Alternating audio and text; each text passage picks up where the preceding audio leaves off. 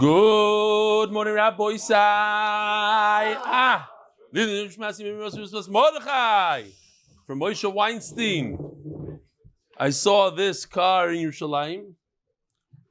I noticed something interesting on it. It had a magnet. Here, I'll show you. Shtickle magnet. If I could. Oh, my husband does the daf. That was me.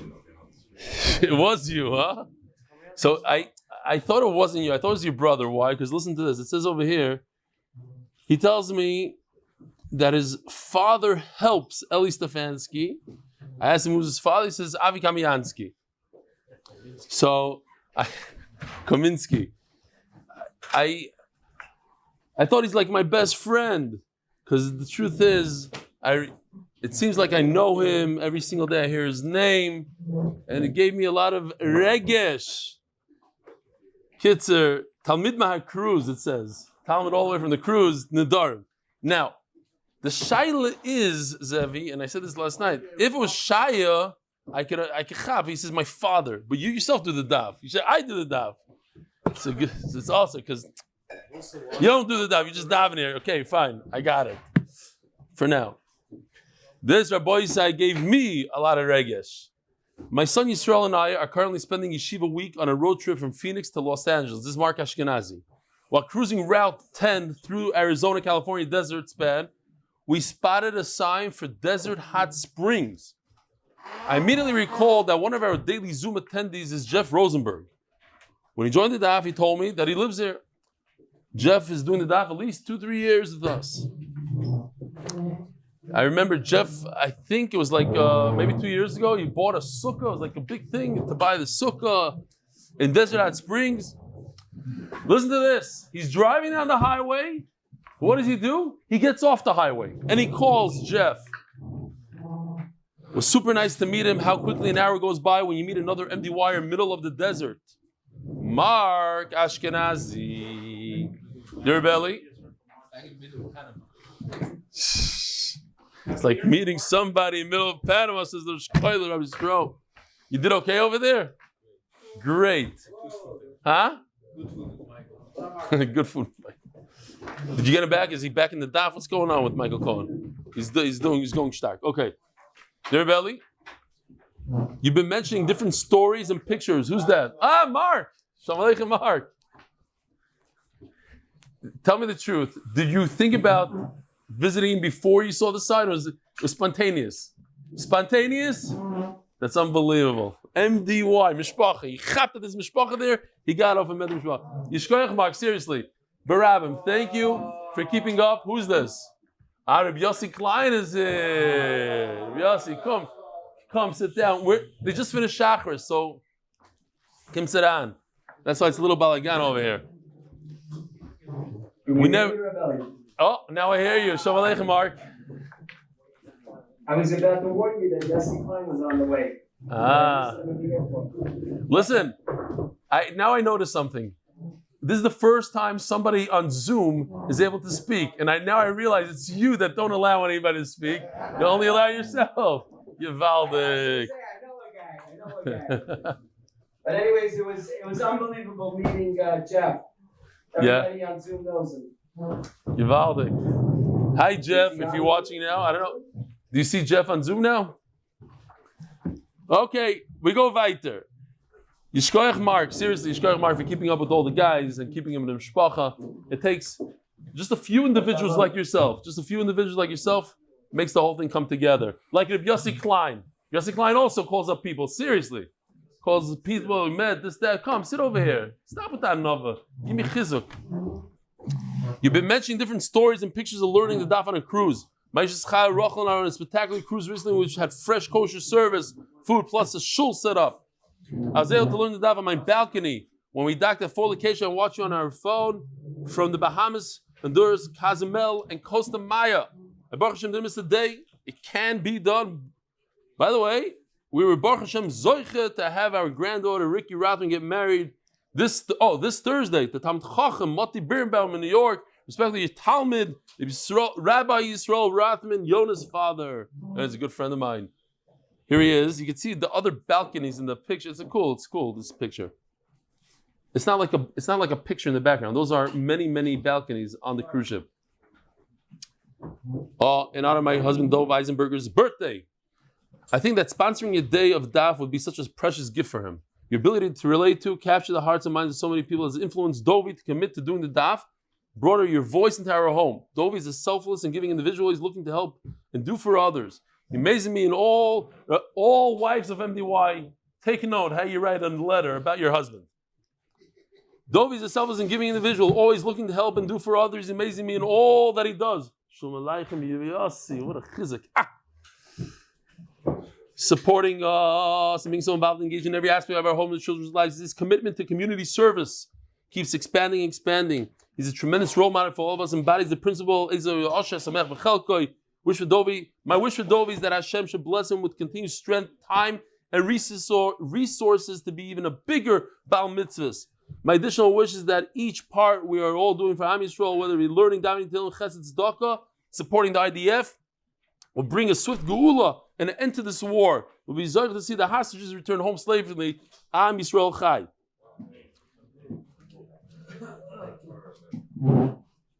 Says Azai, Elisha Lowenstern, Zechariah Levracha, would learn the Daf when he had a free moment when fighting in Gaza. He kept learning Torah as a top priority under such dire circumstances. In his merit, I encourage more to take the Daf upon themselves. Gishmak to do the Daf. Sincerely, Rachael Eisenberger. And finally, we have one last one. Just want to tell you a story about a big tzaddik that I know was connected to yesterday's Daf. When his son was a kid, maybe 8-9 years old, he was playing ball and accidentally broke a car window. Since he was potter, he didn't pay. Years later, when his son became bar mitzvah, he showed up to the person's house and paid for his window. Well, I also wanted to say that I personally feel that it's better when your kid does something without asking. My 4-year-old son, just yesterday, was misbehaving, and then once he calmed down, he came to me all by himself and said, "Daddy, I'm sorry for fighting with you." It was the first time he did it by himself, and I had so much nachas. Anyways, here's the video of him. Abi Braha. I love this video because I'm from Brooklyn, and I get it. Here we go. Good morning, Rabbi Sai. What's your name? Zach. Where are you from? Brooklyn, New York. Brooklyn, New York. They train them young. Huh?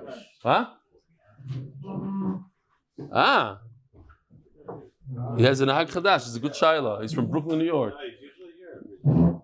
Oh. So stam Brooklyn, New York. I got Brooklyn Bet Shemesh.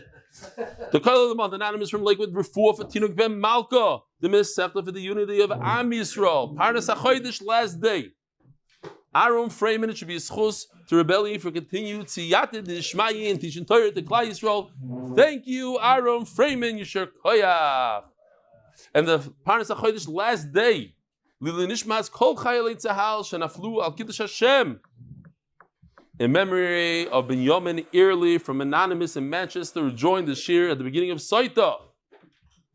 Peretz Chaim Levin, Shprintzy and Avrumie Gross, the yahrzeits of our fathers. Zlman Yצחק, Aiyzik, Zechariah and Binyomin Airley ben Hirsha, הכהן Zechariah. Peretz Chaim Zechariah ben Moshe, Zechariah bas Yosef. Peretz Chaim Rachael Eisenberger, in honor of my husband Dov Eisenberger from Englewood. Birthday, huh? Englewood, New Jersey. I guess. It just says Englewoods. Peretz Chaim Lili Nishmas. This is from Peretz Chaim Levin. Lili Nishmas Moiri V'Rabbi Rav Chaim Yisroel ben Rav Dov Halevi Belsky Zecher Tzadik V'Kodesh Levracha. On his 8th yahrzeit, he's sorely missed by his Talmud Peretz Chaim Levin. The art of the month, sponsored anonymously for the zechus for an easy childbirth for his daughter and a healthy baby. The question today is, let's say, I know someone. What? I don't know. Who put him on there? Maybe Dave. Oh, I like to take over the whole screen. Go ahead.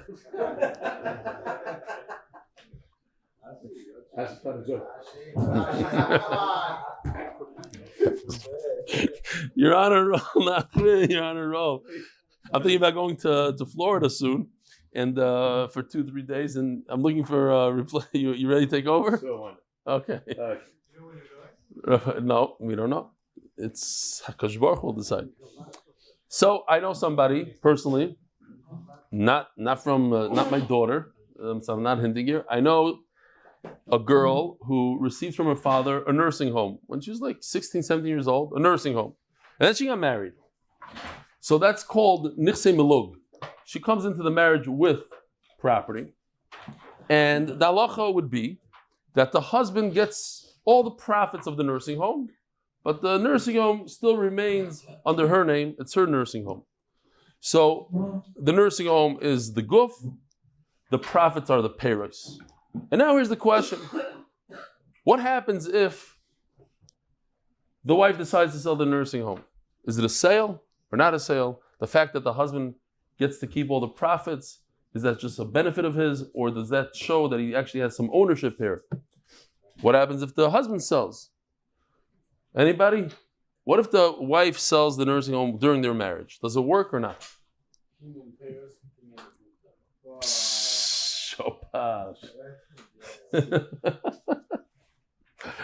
Givaldi. Okay, so we're going to have a whole Amud Beis just on that. And what's interesting is sometimes I find interesting in Baba Kama that a lot of the Amudim, they might be long, but they're basically saying a single concept, a single idea, and just almost repetitive, very wordy. Let's call it very wordy. Unlike a typical Gemara, which sometimes it just says a couple of words, and you have to figure out from those words what's going on over here. It's a lot of words. We're holding Daf Peiches Amud Aleph Cha. We had that niggin Chaparayin. I forgot to ask Nisanel for it. Chaparayin. Noch a daf. Noch a shtickle Torah. Daf Peiches Chap. So we're holding 4 lines from the top. It says in the Mishnah, Hachoyvel be'eved knani shalacherim chayav. If you go ahead and give an eved, a non-Jewish eved, a wound, has a little blood in it, so you have to pay everything. Rabbi Yehuda says you don't have to pay for busha. A slave is not in the category of busha. My time to Rabbi Yehuda, where do you get it from? Omar Kro ki notzu anoshim yachtov ish v'achiv. Famous pasuk, we had it a bunch of times in this masech, even this masech. 2 men are fighting, ish v'achiv, and it says the word achiv, my brother. V'achiv, his brother. B'mi sheyesh lo achva. So if you look all the way at the end of the pasuk, it says one of the wives comes to save her husband, Isha, her husband, miyad makeu, from the one that's beating him up. V'shalcha yada. I wish they would say they would teach this in cheder and in yeshiva, to hit a friend. Miyad makeu, somebody that hits, is over a iser doiraisa of pen. 2 for 2. Oh, so he's over is the raisa, but she comes v'shalcha yada. She decides to save her husband. V'chzika b'mevushav. Mevushav is a lashon of busha. Busha. In a place, a hidden place, Makom Manister, she grabbed him bebusha. So it says like this: the busha and achiv go together. In order to be in the parsha of busha, you have to be achiv. You have to be a brother. Yotza eved she'ein lo yachva. A slave doesn't have. He's not a ach. He's not a brother. When Yaakov Avinu came to Haran and he saw the shepherds, he says, Achai, ma'inatem, a brother. So, Chaim Shmulevitz says, why do you say Achai? She said, ma'inatem. It's because when you give somebody musar, you have to be a brother. You have to feel like a brother. We're brothers. Yeah? Here in Eretz Yisrael, it happens, and I've seen it with my own eyes. Guy caught somebody off, a little road rage, gets out of his car, gives him a nice curse. The other guy says to him, Achi, mata, tachamor, lo achi, ata, para, lo achi. And they're like, achi, achi. And then all of a sudden they realize, wait a minute, we're achim, ah! They start hugging and kissing. V'rabanan, achiv hu b'mitzvos. So he says, if we go back, the famous Gzerushav in the Gemara, lo lami isha, we learn a slave from a woman. Just like a woman has mitzvahs, so too a slave has the basic mitzvahs. Has the loisas, the mitzvahs. So, Memela, we have this. What comes out is according to Rabbi Yehuda, a slave is not a brother. According to Chachamim, a slave is a brother. It's a big nafkemina. Nafkemina to what? Edom Zoymimim, Malchus, Eidus. You have to be a brother for certain things. You have to be a ach. We're going to see in a second.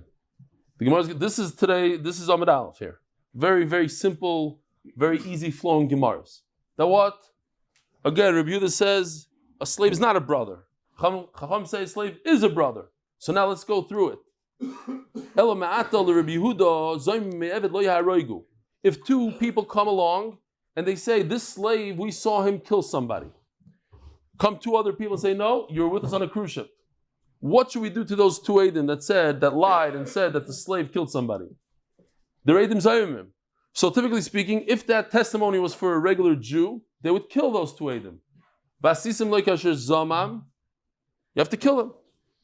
But it says in the pasuk, let's see. Oh, here. You had a crown. Vasisim loikasher zamam lasais lachiv. So according to you, that a slave is not an ach, so that you're telling me that if they try to kill a slave, they're not going to die? There's no zoymimim.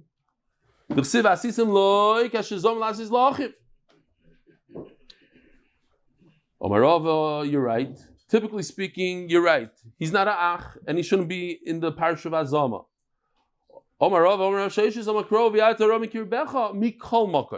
Look at the end of the pasuk. In this pasuk itself, it says, you should get rid of all the bad from within you.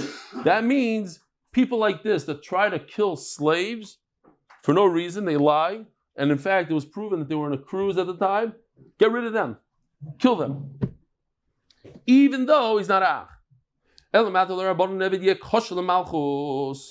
According to you, so here's the pasuk. You should put a king for yourself. It has to be Mikerev, Achecha. It has to be a brother. And then the pasuk says, you can't put somebody that's not a brother. According to you, Rabbanon, that a slave is a brother. Why is he a brother? B'mitzvahs, he's mechuyev b'mitzvahs. So according to you, it should be kosher l'malchus. We know he's not a slave is not kosher l'malchus. Similar, like even in America, in order to be the president of the United States, you have to be born. You have to the certain rules. You can't just pop. Oh, I want to be the president.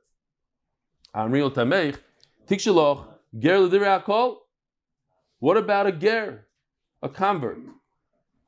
Everybody, according to everybody, a ger, but we're not even talking about a ger that converted. We're talking about a ger that was born from a yahrzeits, even though she got pregnant when she was Jewish already. Hayrasa v'leidasa b'kedusha. So you think that somebody like that could be a king? He can't be a king. What is mikerev achecha? Mimuvcha shebachecha. It has to be the best of the best, the top yichus possible.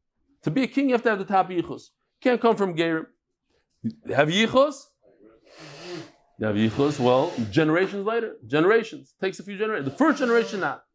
Yeah, you see that even a convert like Rus, eventually her grandchild was the king. Great grandchild, David, Shlomo, the whole thing. But the first generation. So now we go into a little bit of it's a tangent, just to prove that a slave is pasul eidus. According to you, Rabbanan, that say that a slave is a ach, so a slave should be kosher eidus, but it's not true. The siv, vinei sheker hoed sheker on a be'achiv has to be a brother. Omerula eidus limotzus hammers. No, to testify, nobody had a shiloh. Why? He's no better than a woman. Umaisha, yeah, a woman, certain things she's kosher for, but eidus not. Umaisha shiruya love it bakol. Psuleidos, a woman is pasul eidus. Why? We have to remember this pasuk. V'amdu shnei anoshim has to be men. Shalom Erev Hashem. So, a woman who's able to marry into the community. Obviously, you have to marry a Jewish woman. She's able to marry Jews. Nevertheless, she's pasul eidos. Eved she'ein roy lo b'kol, and it didn't she pasul eidos. So Yoshi went ahead and spent a lot of time on this. This is the witness box. So you have an aid. We want to know if an aid is kosher, if an eved is kosher eidos. You say, what about a woman? Proof for a woman. A woman is roy lo b'kol. Nevertheless, even though she could marry in, she's pasul eidos. So eved, who's not roy lo b'kol, certainly pasul eidos. But an eved could have a bris milah, a woman can't. So bris milah is not such a great raya because a katan could also have bris milah and he's pasul eidos.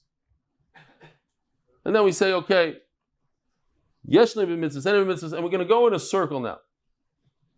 Says the Gemara, Mali ishash keinen rui lemila, term bevet rui lemila. You got it. It's smack in the middle of the amud. Katan yichiach yesh nevi milah pasul eidos. Katan will prove that he has bris milah and he's pasul eidos. So just because eved has a bris milah, could do a bris milah, doesn't mean that he's kosher eidos. Malkan she'ein b'mitzvahs. A katan doesn't have any mitzvahs. Term bevet shu b'mitzvahs. Perhaps the slave should be kosher eidos. Why? Because he's chai b'mitzvahs. It says Gemara isha techiach. A woman will prove she yesh nevi mitzvahs psul eidos. Woman has mitzvahs. It's not the mitzvahs that makes you kosher leidos. It's not the milah. It can't be the milah that makes you kosher leidos because a child has a milah. It can't be the mitzvahs that makes you kosher leidos because a woman has mitzvahs. Huh? The child that it's talking about must be a zechus. Yeah. Because otherwise, Right. it also has mitzvahs. Yeah. What are you saying? The what? So what's it trying to prove from women? Women have mitzvahs. Ever also has mitzvahs. What's it trying to prove from women? No, we try to knock out the kid. We try to say that an eved is better than a child because the eved has mitzvahs and a child doesn't have mitzvahs. That's why eved should have edus. We're saying that the mitzvahs is not good enough for the eved to have edus because a woman has mitzvahs and she doesn't have edus. We want to say that a eved is kosher le'edus. Why? Because he has a milah. What a child has a milah and he's pasul edus. But a child doesn't have mitzvahs and an eved does have mitzvahs. So therefore, what? An eved should be kosher le'edus. Because he has mitzvahs. But mitzvahs alone is not enough for edus. Because a woman has mitzvahs. Kitzer goes in a circle. Isha dechiach sheyesh nevi mitzvahs upsul le'edus. V'chazar adin. And it keeps going around in a circle. Once you say, okay, but pasul le'edus, you have another thing. V'chazar adin, lo yiri zechus. V'lo yiri zechus. Each one has a ma'ila and a chesar. A positive and a negative. But there's one common denominator. They have one thing that's equal. They don't have all the mitzvahs. They don't have. A child doesn't have any mitzvahs. A woman has a lot of mitzvahs, but not all the mitzvahs. A eved doesn't have all the mitzvahs. So not a eved. A child and a woman. So too, I'll prove from here that an eved doesn't have all the mitzvahs, and that's why he's pasul for edus. You're asking me that according to Rabbanan, a slave should be kosher edus. Why? Because he's considered a brother. So I'm telling you, yeah, you're right. He should be, but he can't be any better than a woman. And a woman is pasul edus, so a slave is also pasul edus. But yeah, okay, good one. True. So that's why I wrote here Ein mitzvahs, but maybe Yoshi's right. Mitzvahs, he has the mitzvahs milah, and they want to be medayik here that he himself was mekayim something. It's really his father did to him. Okay, don't want to get into it so much, but Rashi says it. You're right. He's saying that Rashi says that a katan is yeshin b'mitzvahs, so a little bit of the milah. Says Gemara, malat tzad hashavish b'hem shekein einoi ish. So you go back to the pasuk. Don't forget, it says va'amdu shnei ha'anoshim. You have to be a male. Toim beved shuish. A woman is not, but a eved is. Elo. So why is an eved pasul edus? Eved should be kosher edus. Says the Gemara, elo teisimi gazlan. So we're going to learn from the gazlan. Here's the gazlan. Gazlan is a guy who's not scared of people. He steals from them in the middle of the day. And it says in the pasuk, "Atoshes yotchem rasha liyoseid chamos." If a person is a rasha, he's a gazlan, he's pasul le'edus. But a gazlan could get married to a Jewish woman. He's pasul le'edus, and he's roi lavei bakal. but he's Pasaledus. So a Eved who cannot marry a Jewish woman, certainly he's Pasaledus. If a Gazlan is Pasaledus, so certainly Eved should be Pasaledus. Yeah? With me? Eved should be Pasaledus. All right, Zok the Gemara. But Malik Gazlan should get massive Gormaloi. So what we have here? Oh. A little bit of a thing. It's not so necessary, but okay, why not? Entertainment. You have two Eidim. We're trying to prove from a Gazlan that just like a Gazlan is Pasaleidos, Eved is Pasaleidos. Now what? A Gazlan is Roy Love Kahal, and he's still Pasaleidos. So too, a Eved who cannot marry a Jewish woman, it should be Pasaleidos. So Gemara says, but look, the Gazlan caused it on himself. He did an Aveira. He's a person who, in this case, he doesn't care about one mitzvah in the Torah. He decided on his own. He's not goyrus, this isser to steal. He doesn't care about stealing. He cares about everything. He's a very fine yid. He's mamish. He's very makin a lot of stuff. He's part of the Vadim Shmer Satznios, all the stuff. He's mamish. One of the. Gneva is not so makin. Gneva is not his thing. So a guy like that, he's a Rasha. So, but it's he that caused it. What about an Eved? Eved didn't do anything. Says Gemara, so therefore, if we combine the Gazlan and one of these other ones, a woman or a katan, so you have like this. They don't keep all the mitzvahs. You hear what's going on here? The Gazlan doesn't keep all the mitzvahs. He keeps 612 mitzvahs. One he doesn't keep. And we're not talking about a guy, right? We're not talking about a guy that has a shtickle yitzar. He says, this is not for him. I'm saying, it's too much for him. I wish HaKadosh Baruch Hu didn't put, not that he doesn't have any charata, he doesn't want to do any tshuva, he doesn't. So Mela, he's similar to a woman who doesn't have mitzvahs. Not, she didn't choose that, but similar. They don't have all the mitzvahs. So therefore, Eved is also Pasaleidos. Again, so how do I know that a Eved is Pasaleidos? From a combination of a Gazlan and a woman, or a Gazlan and a Katan. Says Gemara, my brother Ravina Omar, a new pshat. The reason why a slave is Pasaleidos. So here's the pasuk, famous pasuk.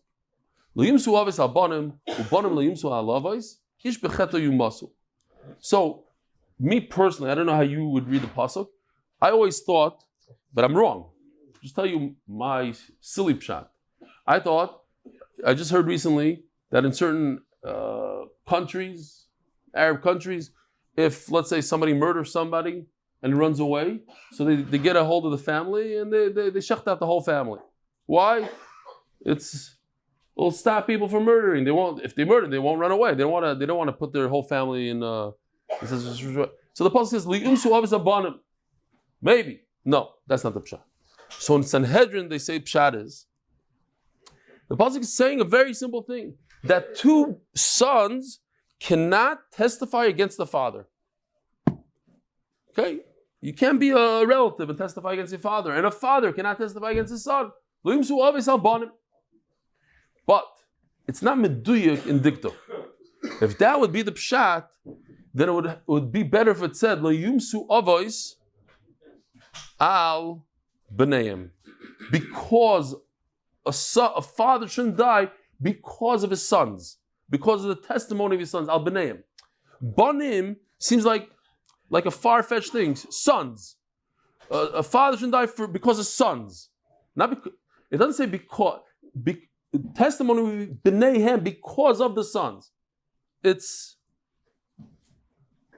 still sounds like you need two though, but it's even one. how can you kill on one? No, if he's one of the okay. That's not the nekuda is not the plural. The nekuda is father shouldn't die, sons. Or because B'neihem means because of the sons, because of the testimony of the sons. It would be more meduyik to say b'neihem. So let's see inside. Omakro, liyimsu avis al banim, liyimsu al pi avis she'ein lohem. Sorry. Yeah. Omakro, liyimsu avis al banim. We see from this pasuk, liyimsu al pi avis she'ein lohem chayis banim. First of all, what we're trying to learn. You have to have sons. You have to have yichus. You have to have a connection to your sons. If you're a person that has no connection to his sons, such as a slave, he doesn't have yichus to his kids. He has children, he just leaves, he picks up and goes away. The children stay with the mother, they stay by they're slaves, they stay by the master. He is pasol eidus. Why? Because it says, Leyumsu obes albanim, leyumsu, we learn, leyumsu alpi obes shein lahem chayis banim. Chayis means yichus. When you have no connection to your sons, you're not testifying. So now the Gemara just says that point. If you're going to say that the pshat is like we learned in Sanhedrin, that what? They shouldn't testify, sons shouldn't testify about a father. Leyumsu obes albanim, beidus banim, that's talking about edus, lichtav rachmana, leyumsu obes al beneim. Beneim would mean because of the sons. My banim? Why does it say banim? Shma min also. I learned the two halachas from it. First of all, that a son should not testify against the father, but also that a father who doesn't have children that are miyuchas to him, he can't point at his child and say, "Oh, that's my child." This child doesn't call him, "Oh, I'm the son of so and so." This child is a slave, and he went somewhere else. He cannot testify. Here's a source, says the Gemara, that a slave doesn't testify. The problem is, says the Gemara, here, if you're going to go with this logic, first of all, the pasuk should say "Liyimsu avis al b'neiim," like this. But according to you, forget that. Avisayim, it should say over here. Avisayim. It should continue.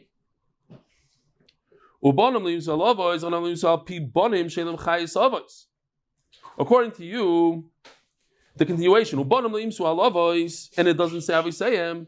So let me say the same thing. That it comes out that if you don't have a connection to your father, we're saying you should have a connection to your sons. What if a person doesn't have a connection to his father? Who's such a person? Who is a person that doesn't have a connection? A ger. Very good. A ger doesn't have a connection to his father. It would come out according to you, but we know that a ger is kosher leidus. A ger is a Jew for everything. So why would he be puzzle leidus? Says Gemara, Amri Ashto. You're right. A ger doesn't have a connection to his father. Why? Gershin is Gayer, he starts all over again. But downwards, he does have a connection to his children, and therefore he's kosher leidus. A slave doesn't have a connection in either direction. The Magid, who is rich, the Magid, who's the Talmud of the Baal Shem Tov told him to take over and be mamshich Chasidus. So when he was a child, the house burnt down. And he saw his mother crying. So he says, "Mama, why are you crying?" So she said, because the Ksav Yichus that we had, that showed, going all the way back, all these generations, where we come from, was burnt and gone. So he wanted to make his mother feel good. So he told his mother, "Mama, don't worry about it. I will make sure that the Yichus starts from here and further. There will be Yichus from here on out. Don't worry about it." Really? That's what you're saying? Baruch Levin's song, The Next Gadol. Okay, didn't know that. Now he also has a job. He's going to have to find it and put it in. The whole thing. Send you a link. Okay. The point is, it's a Musar Haskell that most of us in this room don't have yichus, the yichus. Besides Mendy Arba, whatever. I said most people. No, I'm saying yichus, like this and this Rebbe was the son of this and this Rebbe, whatever. A lot of us don't have yichus. Okay, fine. It's not a problem. You can start right now. You start. It's not about you. So I think it's better not to have yichus personally. I mean, because I'm not Hasidic. You're always living in the shadow of your father, right, Mendy? My father, you don't care about it. The son of Arba, the son of this, Leiby, the son of Rabbi David. What? I'm from the Matzah Shekel. How do you know that? I'm from the Dagan Tuna. No, that's my father's cousin. But yeah, Shkoya. I'm the tuna. The bottom line is start from today and go weiter. Yichus lamata is what counts. These are the ger oh, lafuki evet chayis loy lamala loy lamata. A ger is much different than a slave. A slave has zero yichus, not upwards, downwards. A ger has yichus starting from him downwards. This ger pasaledos. If you tell me that a ger is pasaledos, look at Rachmana liyimsu always al b'neiim. Look at Amrinon. Oh, so Gemara says a very, very simple thing. Check this out. Oh, it should say, think about it out loud. If a ger is pasaledos, would a slave be pasaledos? Absolutely. If a ger is pasaledos, he has much better yichus than a slave. He has yichus downwards. Okay, he doesn't have upwards. So certainly a slave that doesn't have yichus in any direction should be pasaledos. A ger has all the mitzvahs, everything, and he's still. So if a ger is pasaledos, just tell me loyimsu avis al b'neiim, like the Gemara in Sanhedrin. This would teach us the halacha of Sanhedrin that what? That son should not testify against the father.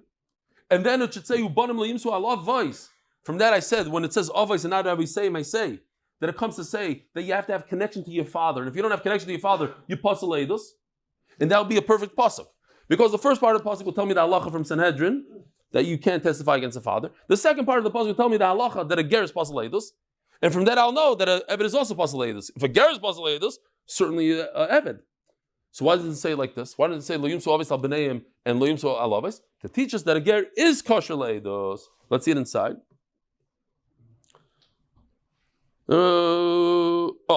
This okay that the ger pasaledos the Rachmana lo yimsu avis al b'neiim can like the amrinon lo yimsu be'edos banim. B'nich the Rachmana banim lo yimsu al avis. Then it should say the second part. The shamis minei trey. Then I can learn both halachas. Chada lo yimsu banim be'edos avis. That the children should not die with the testimony of the father. In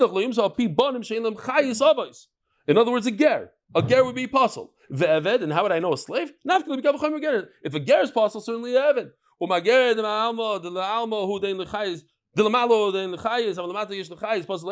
A ger does have yichus in one direction. Eved doesn't have yichus in any direction. And did she have pasaledos? Ella, you see what I'm talking about? Theres a lot of words. I learn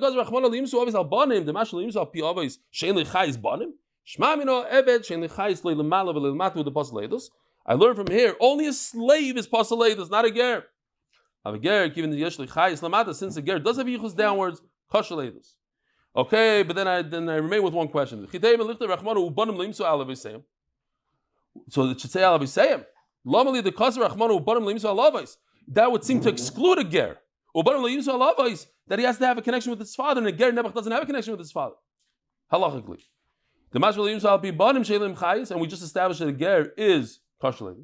Says Gemara, I did the kasav. You're right. It should say avisayim. You're right. Technically speaking, it should say avisayim. But it just doesn't fit nicely in the pasuk. I did the kasav layimsu avis al banim, since it uses lashon banim, because nami ubanim layimsu al lavos. Great. To be symmetrical. To match the beginning of the pasuk.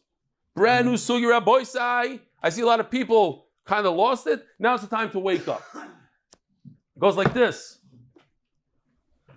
This kid has a nursing home. I'm mamish, I know this person. Nursing home. She got married. Husband takes all the credit, takes all the profits.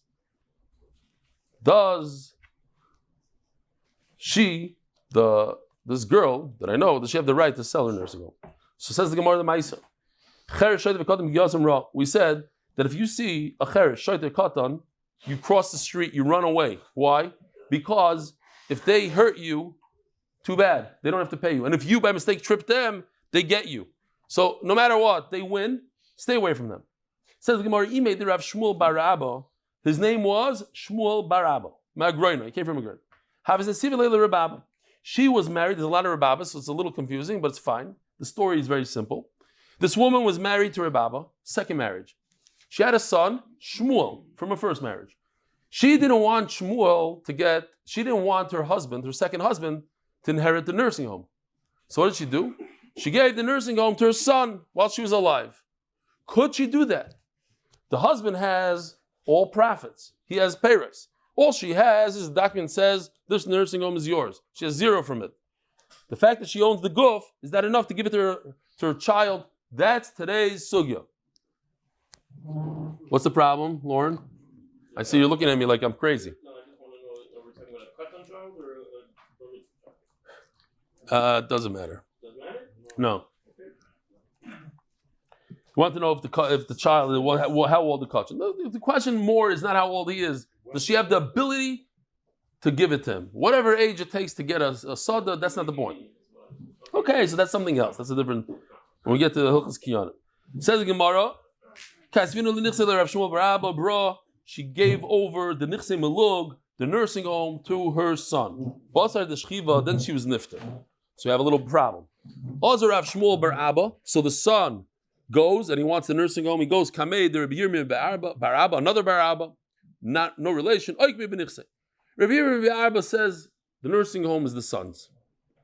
Sponsored by Greg Haber for the success and safe return of our chaylim and the hostages and for zechus for all of Klal Yisroel. Got to get this war over with. It's crazy. So many injured, so many, and everybody's depressed and everybody's walking around with their heads in the ground. Got to get it over with. Next. Ozar Shmuel Barabo, Kabei the Rabbi Yirmiyah Barabo, Ikme B'Nichsei.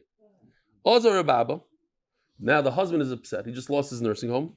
Amr Lemilsa Kamei the Rabbi Shaya. You want to know, hey, is he entitled to the nursing home? Ozar Rabbi Shaya, Amr Kamei the Rabbi Yehuda, and he went to Rabbi Yehuda, Omar Le Yochem Shmuel. Rabbi Yehuda always, throughout Shas, keeps on saying over from Shmuel and from Rav. He says, listen, I heard. Says Rabbi Yehuda, I heard from Shmuel. Who's Shmuel? And Amira, who's Rabbi Yehuda? Also not Amira, obviously, the Talmud of Shmuel. If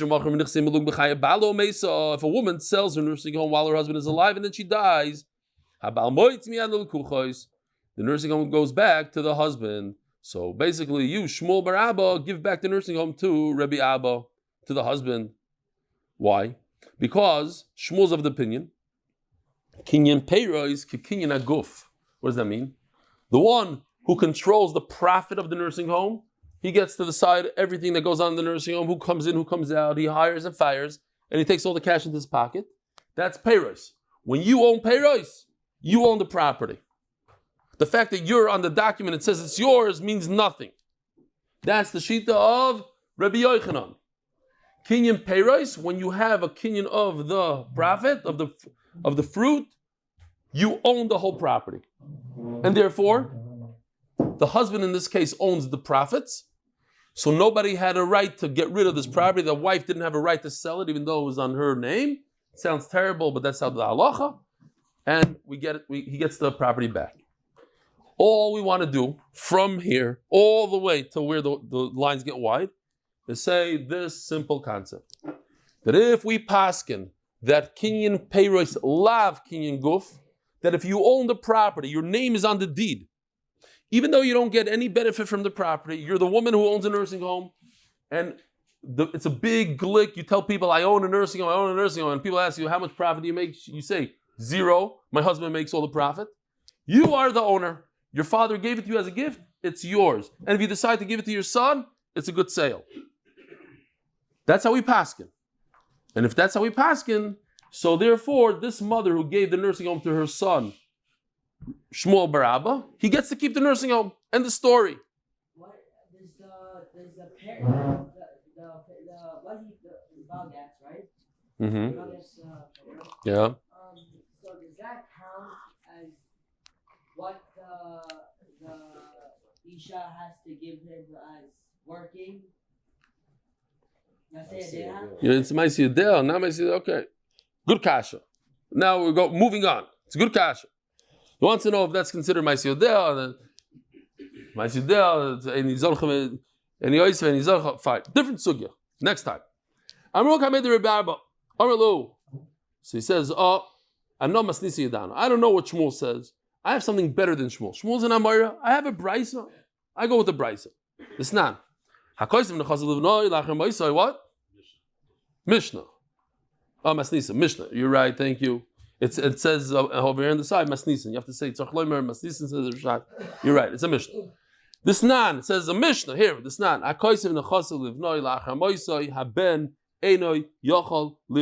This is the same exact case. Same idea. A person knows that he's going to be nifter soon. It happens. A person wants to give his children while he's alive So he says here, take this nursing home here all life. Now, I know of a story today. It happens, very, very unfortunate. Parent gave his kids something, and then they told the father, see you later. And they put him in a nursing home, didn't give him a thing. He gave them everything. He thought that they're going to take care of him. It happens. You wouldn't believe it. Benny told me yesterday, a Maisa, like it's a joke, that a father had 12 sons. He's very wealthy. And they find him outside in the street. They said, what happened? He says, listen, I gave each one of my sons a house, and on condition that they build me a room. And every month, I stay by one of my sons. No, so what happened? He says, oh, now it's an Ibriyar. Now he's outside, out in the street. Okay, you know what I'm saying? So, it's not a joke. I think it's a warning to the Olam. I know you love your children and they love you, but sometimes money does funny things. And you can find yourself, I know this Maisa. He gave all his money to his children and they put him out on the street. They said, go take care of yourself. And you could jump from here to, you go to Bezin, they'll say, they're right. Because luckily they're right. So this guy, he's not an idiot, this guy. He says, I'll give you the nursing home. But I get all the profits until I die. I need to live. I don't want to be put out in the street. I heard the Maisa in the shiur one day. I'm not going to be that guy. So, what do we have here? We have a situation where the father gets peiros, the son gets guf.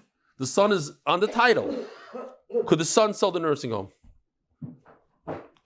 The halacha is he can't sell the son. The father has the peiros. And the father can't sell it.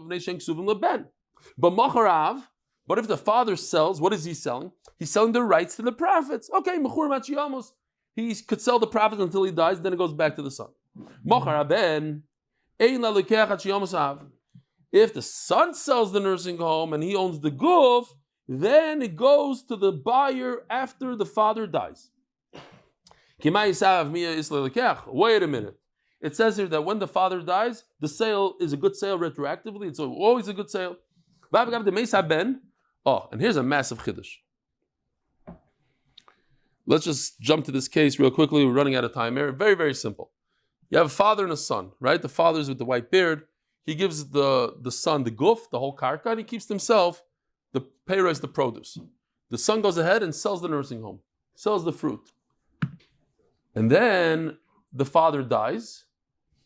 That's great, because the father died first, so the son gets the fruit. And then afterwards the son dies, so everything goes to the buyer. That's a simple case. What about if it happens a little differently? Everything is going well. The problem is that the son dies first.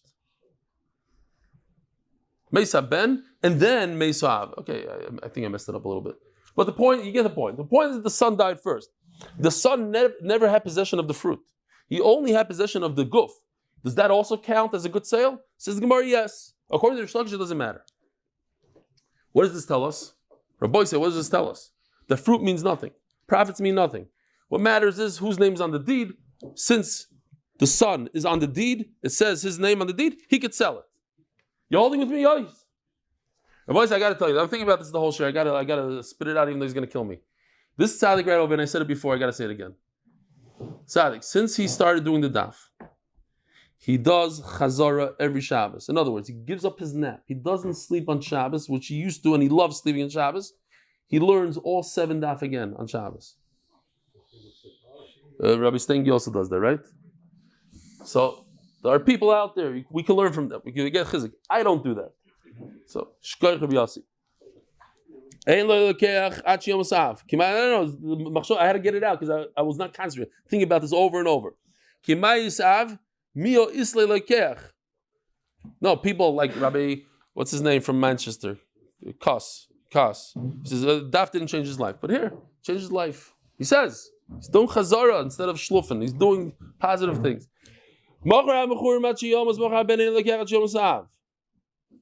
I said this already. I told you we're going to go through this whole thing just to get to one point. this point that selling the guf is selling the peres. The loyos ben. So the Gemara Rav Shimon ben Lakish. This goes like Rish Lakish, and this is how we pass him. It doesn't matter who died first. The loyos ben, even if it didn't come to the son. This is simple. If the father died first, the peres did come to the son. Then of course the buyer gets it. The itmar, because we learned. You see, it's gonna chazer over and over. We learned that if the son sells while the father is alive, and then the son died first, that's a big problem, right? It doesn't work. It's not a good sale. Look where it says over here by Rish Lakish Kana Lekech. There's a hey. It says that's how we pass in Shulchan Aruch. Says Rashi. This is one of the only 3 times in the entire Shas. How many machlokes are there between Rabbi Yochanan and Rish Lakish? I have no idea. Must be in the hundreds, right? Maybe. Only 3 times ever the halach is like Rish Lakish. This is one of them. And if the halach is like Rish Lakish, that means everybody agrees to this. That what? That the son who owns only the guf, not the payros, he has the right to sell it. The daughter who owns the nursing home, but not the income, she has the right to sell it. The mother who owns the nursing home has the right to give it to her son. That's the end of the sugya. Why? The Mishnah is talking about when the father dies first, then you're right. Then the buyer gets it. Because the son didn't die first. You see how many words I'm telling you. But if the son dies first, the ben, then the son didn't get the payros. When the father dies, he doesn't get it. What does Rabbi Yochanan hold? King and Peres, king and guftami. The one who controls the profit controls the whole property. And when the son sold, even though he was on the title, that's the better word, the title, he does not own the property because the father owns the fruit. It's not true. It's a good sale. When the father dies, then the buyer gets it. It doesn't matter. It doesn't matter who died first. The buyer always gets it. Because he holds. The main thing is who's on the title, not who controls the profit.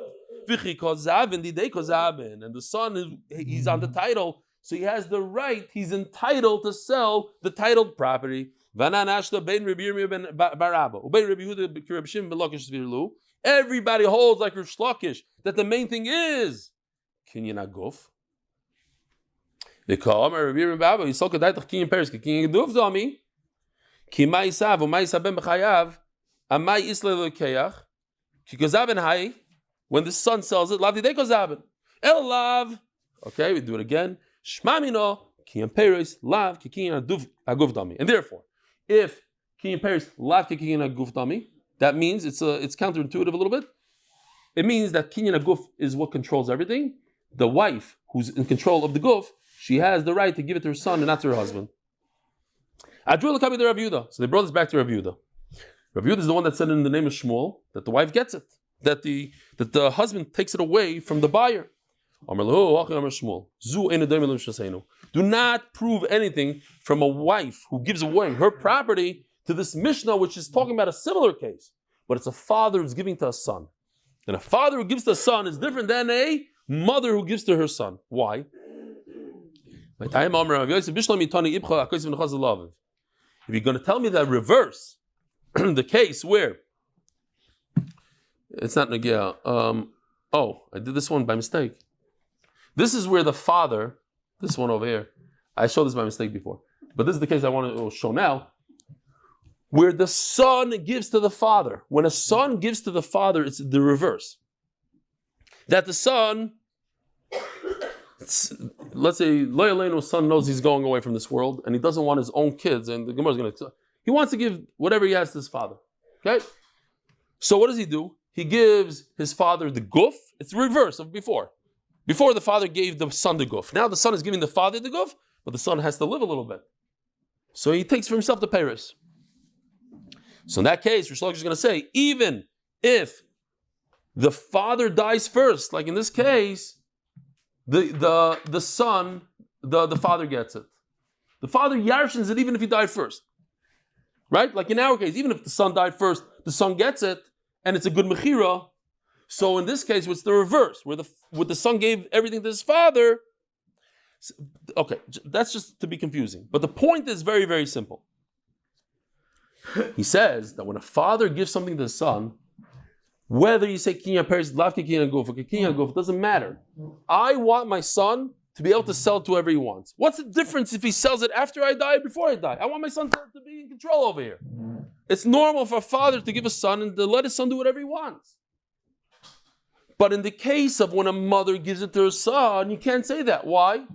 Because if the mother didn't do anything, then who would get the property? The husband, not the son. And Memela, it's very different, says Rav Yehuda.